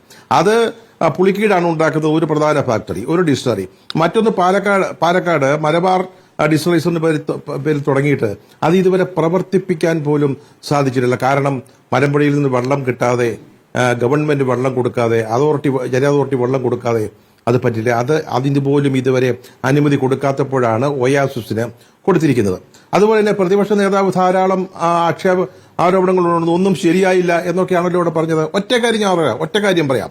ഇവിടെ ശ്രീ ബാലകൃഷ്ണൻ പറഞ്ഞ പോലെയല്ല, 1999 നയമായിരുന്നു ഇനി ഇവിടെ മദ്യനിർമ്മാണശാലകൾ വേണ്ട നായനാട് കാലത്ത്. പിന്നീട് 2018 നയത്തിൽ യാതൊരു മാറ്റവും വരുത്താതെ, മന്ത്രിസഭയിൽ ചർച്ച ചെയ്യാതെ, അതുപോലെ തന്നെ ഇടതുപക്ഷ മുന്നണിയിൽ ചർച്ച ചെയ്യാതെ 2 ബോട്ടിലിംഗ് യൂണിറ്റുകളും ഒരു ബ്രുവറിയും അനുവദിക്കാൻ പിണറായി സർക്കാർ തീരുമാനിച്ചു. ആദ്യ സർക്കാരിന്റെ കാലത്താ. എന്നിട്ട് എന്താ ഉണ്ടായത്? അത് രമേശ് ചെന്നിത്തല പുറത്തു കൊണ്ടുവന്നത്. അത് വലിയ വിവാദമായി. അതിനുശേഷം ഇത് പ്രളയകാലമാണ്, ഞങ്ങൾ വിവാദമുണ്ടാക്കാൻ ആഗ്രഹിക്കുന്നില്ല എന്ന് പറഞ്ഞുകൊണ്ട് വളരെ നൈസായിട്ട് മുഖ്യമന്ത്രി അതിൽ നിന്ന് ഊരിപ്പോവുകയാണ് ചെയ്തത്, പിൻവലിക്കുകയാണ് ചെയ്തത്. പിന്നീട് വാട്ടർ അതോറിറ്റി അറിയുന്നു പറയുന്നു. വാട്ടർ അതോറിറ്റി എവിടെ അറിഞ്ഞെന്നാ പറഞ്ഞത്? എന്താണ് റോഷി അഗസ്റ്റിൻ പറഞ്ഞത്? ഞങ്ങൾ വെള്ളം കൊടുക്കാമെന്ന് പറഞ്ഞിട്ടില്ല, പക്ഷേ ഞങ്ങൾ കിൻഫ്രയ്ക്ക് കൊടുക്കുന്ന 10 MLD, അതായത് million litre per day 10 MLD അവർക്ക് കൊടുക്കുന്നുണ്ട്. അതിൽ നിന്ന് 0.5 MLD അത് അവർ കൊടുക്കുന്നതിൽ ഞങ്ങൾക്ക് ബാധ്യതയില്ല എന്നാണ് പറഞ്ഞത്. അപ്പൊ ഇതൊക്കെയാണ് അതിന്റെ യാഥാർത്ഥ്യം. മാത്രമല്ല മന്ത്രി റോഷി അഗസ്റ്റിനെ എത്രത്തോളം ഇതിന് പിന്തുണച്ചുകൊണ്ട് പ്രതികരിക്കാനാകുമെന്നുള്ള ചോദ്യം കൂടി ഉണ്ടല്ലോ ശ്രീ സണ്ണിക്കുട്ടി എബ്രഹാം. കേരള കോൺഗ്രസ് എം എങ്ങനെയാണ് അതിനെ പിന്തുണയ്ക്കുക? കാരണം പ്രത്യേകിച്ച് സഭ ഈ വിഷയത്തിൽ എടുക്കുന്ന നിലപാടും അവരെ സംബന്ധിച്ച് നിർണായകമാണ്. സംശയമുണ്ടല്ലോ, സഭ ഇക്കാര്യത്തിൽ എടുക്കുന്ന നിലപാട് മദ്യത്തിനെതിരായിട്ടുള്ളൊരു നിലപാടാണ്. ഇവിടെ മദ്യം നിരോധിക്കണമെന്ന് പറയുന്ന ഒരു സഭാവിഭാഗത്തിന്റെ പിന്തുണയുള്ള ഒരു പാർട്ടിയാണ് കേരള കോൺഗ്രസ്. അതിന്റെ പ്രതിനിധിയായ റോഷി അഗസ്റ്റിന് 50 ലിറ്റർ എത്ര വെള്ളമോ വേണ്ടെന്നറിയാമോ? ഇപ്പൊ നമ്മൾ ആദ്യം കൊടുക്കുന്നത് 50 ലക്ഷം ലിറ്റർ വെള്ളമാണ് പെർ ഡേ നമ്മൾ കൊടുക്കേണ്ടത്. അപ്പൊ അദ്ദേഹത്തിന് അങ്ങനെ ചെയ്യാൻ പറ്റുമോ? പിന്നെ കൃഷ്ണൻകുട്ടി ചേട്ടൻ നേരത്തെ അറിഞ്ഞിട്ടുണ്ടാവും, അദ്ദേഹം അവിടുത്തെ MLA ആണ്, അവിടെ നിന്നുള്ള മന്ത്രിയാണ് അദ്ദേഹം പറഞ്ഞിട്ടുള്ളത്. പക്ഷെ പ്രശ്നം ഇത് എന്താണെന്ന് ചോദിച്ചാൽ, ഇതിന് തീരുമാനം എടുക്കുന്നതിന് മുമ്പ് ആരൊക്കെ ഇത് അറിഞ്ഞു, മറ്റു വകുപ്പുകൾ അറിഞ്ഞോ? ഇപ്പൊ എന്താ ഇവിടെ ശ്രീജിത്ത് പണിക്കർ പറഞ്ഞത് നമ്മൾ എന്താ മനസ്സിലാക്കുന്നത്? പഞ്ചാബിൽ നിൽക്കാൻ പറ്റാതെ നിൽക്കക്കള്ളി ഇല്ലാതെ വന്നപ്പോ എവിടെങ്കിലും അവർക്ക് ഈ ചാരായം ഉണ്ടാക്കണം, എത്ര ആൾ ഉണ്ടാക്കണം, അല്ലെങ്കിൽ എക്സ്ട്രാ ന്യൂട്രൽ സ്പിരിറ്റ് ഉണ്ടാക്കണം. അതിനുവേണ്ടി കേരളം അന്വേഷിച്ച് വന്നിരിക്കുക. കേരളത്തിന് ഇതൊക്കെ പറ്റും എന്ന് അറിഞ്ഞുകൊണ്ട് തന്നെ വന്നിരിക്കുക. ശ്രീ ബാലകൃഷ്ണൻ പറയുന്നു കമ്മ്യൂണിസ്റ്റ് സർക്കാരാണല്ലോ എന്ന്. എന്റെ പൊന്നു ബാലകൃഷ്ണ, ഇവിടുത്തെ CPM-ല് താങ്കൾ ആഗ്രഹിക്കുന്ന പിന്നെ കമ്മ്യൂണിസം ഒന്നും ഇല്ല എന്നുള്ളത് മനസ്സിലാക്കണം. ഇവിടെ സംഭവിച്ചുകൊണ്ടിരിക്കുന്നത് എന്താണെന്ന് ചോദിച്ചാല്, ഈ ഒയാസിസ് എന്ന് പറയുന്ന കമ്പനിക്ക് മറ്റൊരു സ്ഥലത്തും ഒരു പ്രവേശനം കിട്ടാതെ വന്നപ്പോൾ നമ്മൾ എന്തുകൊണ്ട് അവരെ ഈ റെഡ് കാർപ്പറ്റ് വിരിച്ച് ക്ഷണിക്കുന്നു എന്നുള്ളതാണ്. ഞാൻ ചോദിച്ചോട്ടെ, നിങ്ങൾ CPI ആക്ഷേപിച്ചല്ലോ, CPI വികസന വിരോധികളാണെന്ന് പറഞ്ഞല്ലോ. CPIക്ക് ഇക്കാര്യത്തിൽ ഒരു അഭിപ്രായം പറയാൻ അവകാശമില്ലേ? ഇത് ഇടതുപക്ഷ മുന്നണിയിൽ ചർച്ച ചെയ്യേണ്ടതല്ലേ? ഇത് നയത്തിൽ പറയുന്നത് പ്രോത്സാഹിപ്പിക്കുന്നു മാത്രമാണ്. ശരി, പ്ലാച്ചിമട സമരമടക്കം ചൂണ്ടിക്കാണിച്ചുകൊണ്ടാണ് CPI ഇതിനെ എതിർത്തുകൊണ്ട് ഇന്ന് ജനയുഗത്തിൽ ലേഖനം എഴുതിയിരിക്കുന്നത്. ശ്രീ റെജി ലൂക്കോസിലേക്ക് വരാം. റെജി ലൂക്കോസ്, ഈ മലബാർ ഡിസ്റ്റിലറീസിന് എഥനോൾ സ്പിരിറ്റ് നിർമ്മാണത്തിന് പറ്റിയ പ്ലാന്റ് സ്ഥാപിക്കാനുള്ള 113 ഏക്കർ ഭൂമിയുണ്ട്. 2022 ജൂൺ 13 അനുമതിയുണ്ട്. 5 ബോട്ട്ലിംഗ് ലൈൻ ഇന്ത്യൻ നിർമ്മിത വിദേശമദ്യ നിർമ്മാണത്തിനും ബ്ലെൻഡിങ്ങിനും ബോട്ട്ലിംഗ് യൂണിറ്റും ആരംഭിക്കാനുള്ള ഭരണാനുമതി നൽകിയിട്ടുണ്ട്. പക്ഷേ സാങ്കേതികാനുമതി ഇങ്ങനെ വൈകിച്ചുകൊണ്ടാണ് അത് ഇപ്പോൾ ഇങ്ങനെ നിശ്ചലാവസ്ഥയിൽ നിൽക്കുന്നത്. അതേ സമയത്താണ് ഇവിടേക്ക് മറ്റൊരു കമ്പനി വരുന്നത്, ഒരു സ്വകാര്യ സ്ഥാപനം വരുന്നത്. അവർക്ക് പെട്ടെന്ന് അനുമതി കൊടുക്കുന്നു, അവർക്ക് വെള്ളം എത്തിക്കാനുള്ള വഴി ആലോചിക്കുന്നു. ആ വേഗം ഇവിടെ ഒരു സ്ഥാപനം ഉള്ളപ്പോൾ നടത്തുമ്പോഴാണ് സംശയമുണ്ടാകുന്നത്. അതിന് കൃത്യമായ മറുപടിയുണ്ടോ? തീർച്ചയായിട്ടും. അതിലേക്ക് വരുന്നതിന് മുമ്പ് എന്നെ വ്യക്തിപരമായിട്ട് അധിക്ഷേപിച്ച ആ സുഹൃത്തിനൊരു മറുപടിയുണ്ട്. അതായത് LDF മുന്നണി സർക്കാർ എന്ന് പറയുന്ന ഒരു കൂട്ടുമുന്നണിയാണ്. അതിലെ ഏറ്റവും പ്രധാനപ്പെട്ട രണ്ടാമത്തെ ഘടകകക്ഷി എന്ന് CPI ആണ്. CPI പ്രതിപക്ഷത്തിനോട് ചേർന്ന് നിന്നുകൊണ്ട് അവരുൾപ്പെടുന്ന അധികാരത്തിലിരിക്കുന്ന ഒരു സർക്കാരിനെ വിമർശിക്കുമ്പോൾ സ്വാഭാവികമായിട്ട് ജനാധിപത്യത്തിൽ അവർക്കുള്ള വിമർശന സ്വാതന്ത്ര്യം CPM-നെ എപ്പോഴും അനുസരിക്കുക എന്നുള്ളതല്ലോ CPIയുടേതായ നിലപാടുണ്ട്. കമ്മ്യൂണിസ്റ്റ് നിലപാടാണ് CPI വ്യക്തമാക്കിയത്. അപ്പുറത്ത് കമ്മ്യൂണിസ്റ്റ് നിലപാടില്ല എന്ന വിമർശനമാണുള്ളത്. അല്ല, ഞാൻ പറഞ്ഞല്ലോ, അവർക്ക് വിമർശിക്കാമെങ്കിൽ, അവർക്ക് എതിർ നിലപാട് എടുക്കാമെങ്കിൽ അവരിങ്ങോട്ട് വിമർശിക്കുന്നില്ല, അവരെ അങ്ങോട്ട് വിമർശിക്കാൻ പറ്റില്ല. അത് ജനാധിപത്യത്തിന്റെ ഒരു സാമാന്യ മര്യാദയല്ലേ? ഞാനൊരു മോശം വാക്ക് ഉപയോഗിച്ചില്ല. വെറുതെ വിമർശിക്കുക എന്നുള്ളതല്ല, വിഷയത്തിൽ ഊന്നിയിട്ടുള്ള മറുപടിയല്ലേ വേണ്ടത്. ശ്രീ റെജി ലൂക്കോസ്, നമുക്ക് സമയക്കുറവുണ്ട്. എന്നെ കൊണ്ടെന്നാ മറുപടി ഉറപ്പിക്കാതെ? അല്ല, സബ്സ്റ്റാൻഡേർഡായിട്ടൊക്കെ സംസാരിക്കുന്നവർക്ക് ഒരു ചെറിയ ജനാധിപത്യ മറുപടി കൊടുക്കാനുള്ള ബാധ്യത നമുക്കില്ല. ജനം അദ്ദേഹം പറഞ്ഞ് ലക്ഷങ്ങൾ കേൾക്കുന്ന, കോടികൾ കേൾക്കുന്നല്ലേ ഈ ചർച്ചകൾ. അതുകൊണ്ടൊക്കെ പറഞ്ഞത് മാത്രമേ ഉള്ളൂ. ഈ ഇവിടെ ഉന്നയിച്ച 2 കാര്യങ്ങൾ, പ്രധാനപ്പെട്ട വ്യക്തിത്വങ്ങൾ പറഞ്ഞ 2 കാര്യങ്ങൾ ഒന്ന് പെട്ടെന്ന് പറയാം. ഒന്ന്, സ്ഥലം മേടിച്ചതിനെക്കുറിച്ച് എൻ്റെ പ്രിയ സുഹൃത്ത് ശ്രീജിത്ത് പണിക്കരോട് പറഞ്ഞു. അതും നമ്മുടെ പ്രതിപക്ഷ നേതാവ് വെക്കൊണ്ട് വന്ന ഒരു സ്കൂളിൽ നിന്ന് വ്യാജേനയാണ് ഈ സ്ഥലം വാങ്ങിച്ചെന്ന് പറഞ്ഞു. ഒടുവിൽ സ്കൂൾ അതിന് പരസ്യമായിട്ട് രംഗത്ത് വന്നു. ഞങ്ങൾ ഇവരുമായിട്ട് ബന്ധമില്ല, ഞങ്ങളുടെ സ്ഥലം സ്കൂളിന് വേണ്ടിയിട്ടുള്ളതെന്ന് പറഞ്ഞു. അന്വേഷിച്ചപ്പോൾ എന്താ, അതിനൊക്കെ അപ്പുറത്താണ് ഇവർ വാങ്ങിച്ചിരിക്കുന്ന സ്ഥലം. അതിലൂടെ അത് പൊളിഞ്ഞു. രണ്ടാമത്തത് ഇവിടെ ബഹുമാനപ്പെട്ട കോൺഗ്രസിനെ എൻ്റെ സഹയാത്രികൻ പറഞ്ഞു, എന്താ പറഞ്ഞേ, അദ്ദേഹം പറഞ്ഞു പഞ്ചാബിൽ അടച്ചുപൂട്ടിയിട്ടുണ്ട്, ഗതികേടിന് ചാരായ ഉൽപ്പന്നിക്കാൻ മറ്റു മാർഗ്ഗമില്ല. ഗുജറാത്തിൽ BJP ഭരിക്കുന്ന അറിയില്ലായിരുന്നു. അല്ല പ്ലീസ്, അതൊരു ഇത് കേൾക്കൂ. ഞാൻ പറയുമ്പോൾ മാത്രം എന്തിനാ, ബാക്കി 3 പേർക്ക് കൂടെ സമയം കൊടുക്കുന്നുണ്ടല്ലോ. BJP ഭരിക്കുന്ന ഗുജറാത്തിൽ പ്ലാനുണ്ട്, ഉത്തർപ്രദേശിൽ അവരുടെ ഏറ്റവും വലിയ പ്ലാനുണ്ട്. അല്ലാതെ കേൾക്കൂ, വേറെ ഇല്ലെന്നല്ല പറഞ്ഞു, ഉണ്ട് അത് പറയിപ്പിക്കാൻ സുഖം. ഉത്തർപ്രദേശിലുണ്ട്, എന്തിനാ ഇവർക്ക് കർണാടകയിൽ പ്ലാനുണ്ട്. അപ്പൊ എന്താ ലക്ഷ്യം? ഇത്രയേ ഉള്ളൂ, കേരളത്തിൽ ഒന്നും കൊണ്ടുവരാൻ പാടില്ല, ഇതാ ലക്ഷ്യം. ഇവിടെ പിന്നെ തിരക്കിട്ട് കൊടുത്തെന്ന് പറഞ്ഞ്, ആര് തിരക്കിട്ട് കൊടുത്തെന്ന് പറഞ്ഞ് എന്ത് തെറ്റാത്? അതായത് ഈ പറയുന്ന എലപ്പള്ളി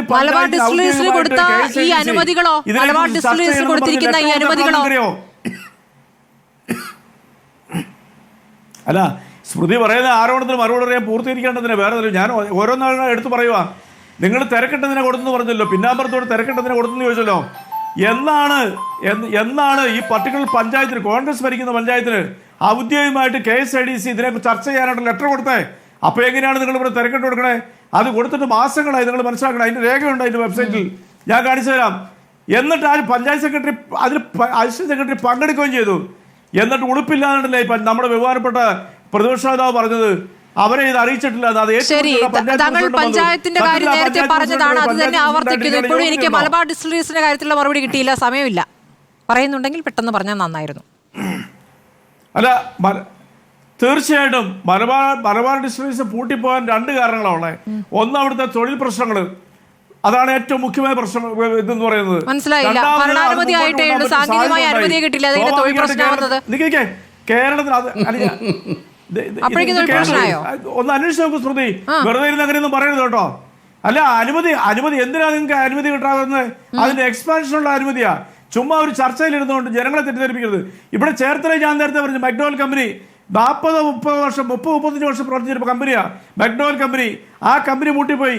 ഇനി എന്തിനാ നിങ്ങൾ നേരത്തെ വെള്ളത്തിന്റെ കാര്യം പറഞ്ഞല്ലോ, ഇവിടെ വെള്ളമാണല്ലോ അപ്പൊ നിങ്ങളുടെ മുഖ്യ വിഷയം. അവിടുന്ന് കേവലം കിലോമീറ്ററുകൾക്ക് അപ്പുറത്ത് പെപ്സിക്കോളയുടെ ഫാക്ടറി വർക്ക് ചെയ്യുന്നുണ്ട്. ശരി, ഈ പറയുന്ന മലബാർ ഡിസ്റ്റിലറീസിന് 8 കിലോമീറ്റർ അകലെയാണ് ഇപ്പോൾ പുതിയ ബ്രൂവറി വരാൻ പോകുന്നത്. അതെ, തീർച്ചയായിട്ടും 8 കിലോമീറ്റർ അപ്പുറം. കേരളത്തിന് തൊഴിൽ സംബന്ധമായിട്ടും നല്ലൊരു ഇൻവെസ്റ്റ്മെന്റുമുള്ള, കേരളത്തിന് വലിയ രീതിയിൽ ടാക്സ് കിട്ടുന്ന ഒരു സ്ഥാപനം കേരളത്തിൽ കൊണ്ട് ഒരു തുള്ളി വെള്ളം പോലും ആ നാട്ടിൽ നിന്ന് എടുക്കുന്നില്ല. ഒരു സ്ഥാപനത്തിന് വേണ്ടി എതിർപ്പ് നിൽക്കുന്നത് എന്തുകൊണ്ടാണ്? എതിർക്കാൻ വേണ്ടി എതിർക്കുന്നത് മാത്രമേ ഉള്ളൂ. കൃത്യമായ മറുപടി മുന്നണിയിലുള്ളവരെയെങ്കിലും ബോധ്യപ്പെടുത്തുക. ഇപ്പോൾ നേരത്തെ പാർട്ടി സെക്രട്ടറി പറഞ്ഞ പോലെ എല്ലാവരെയും ബോധ്യപ്പെടുത്തി പദ്ധതി തുടങ്ങുമോ, ബ്രൂവറി തുടങ്ങുമോ എന്നുള്ളത് നമുക്ക് നോക്കാം. വളരെ നന്ദി ചർച്ചയിൽ പങ്കെടുത്ത എല്ലാവർക്കും. ശ്രീ സണ്ണിക്കുട്ടി എബ്രഹാം, ശ്രീ റെജി ലൂക്കോസ്, ശ്രീജിത്ത് പണിക്കർ, ഒപ്പം തന്നെ NV ബാലകൃഷ്ണൻ.